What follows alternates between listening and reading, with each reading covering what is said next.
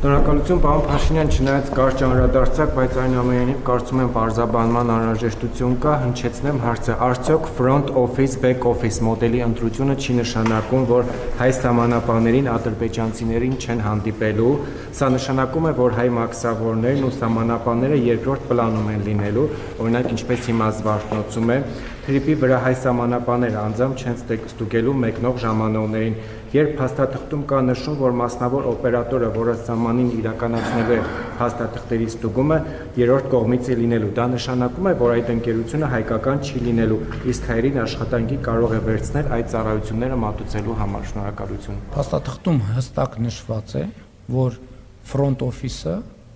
կամ ընդունարանը չի որոշում, որոշումներ կայացնում են Հայաստանի պետական համապատասխան մարմինները, այսինքն back office-ը։ Հիմա դուք ձեր հարցի մեջ հիշատակեցիք Զվարթնոց օդանավակայանը, ես էլ բազմիցս հիշատակել եմ օգոստոսի 8-ին հաջորդած ժամանակաշրջանում Զվարթնոց օդանավակայանը եւ Զվարթնոց օդանավակայանի կարգավորումները գործում են արդեն շատ երկար ժամանակ եւ դրանից Հայաստանի ինքնիշխանությունը, տարածքային ամբողջականությունը հենց Զվարթնոցի հետ կապված կարգավորումներով որևէ կերպ չի տուժել եւ հետեւաբար այն ինչ տեղի ունենում Զվարթնոց օդանավակայանում Հայաստանի Հանրապետության տարածքում, Հայաստանի Հանրապետության մայրաքաղաքում կամ հենց մայրաքաղաքի հարևանությամբ նշանակում է նույնը կարող է տեղի ունենալ Հայաստանի Հանրապետության ցանկացած այդ տարածքում եւ դա մեզ համար ընդունելի է։ Ավելին, ես ձեզ ասեմ, որ նրանք ովքեր ճամփորդում են, օրինակ մենք տեղեկանքներ ենք ստանում, այդ թվում թե մերձավոր արևելքի կամ եվրոպական մի շարք երկրներ, ինչպիսի կարգավորումներ են անում, որպեսզի քաղաքացիների, բեռների անցումը, տարանցումը, մուտքը իրենց երկիր հնարավորինս հեշտացնեն, ինչի համար դա արվում։ Դա արվում է այդ թվում զբոսաշրջային հոսքերը, ներդրումային միջավայրը լավարկելու ուղղությամբ։ Եվ ես ասել եմ, որ այդ թվում այն փորձը, որը մենք գոհացնող կհամարենք, որովհետև մենք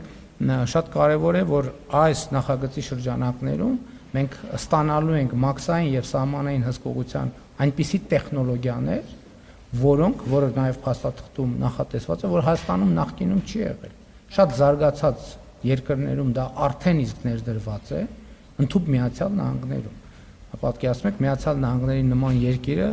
եւ այլ բազմաթիվ երկրներ, որոնք ինչքան նախանձախնդիր են իրենց ինքնիշխանության եւ անվտանգության հարցերում։ Մենք այս տեխնոլոգիաներին հասանելիություն ենք ունենալու եւ ես հույս ունեմ, որ մենք ոչ միայն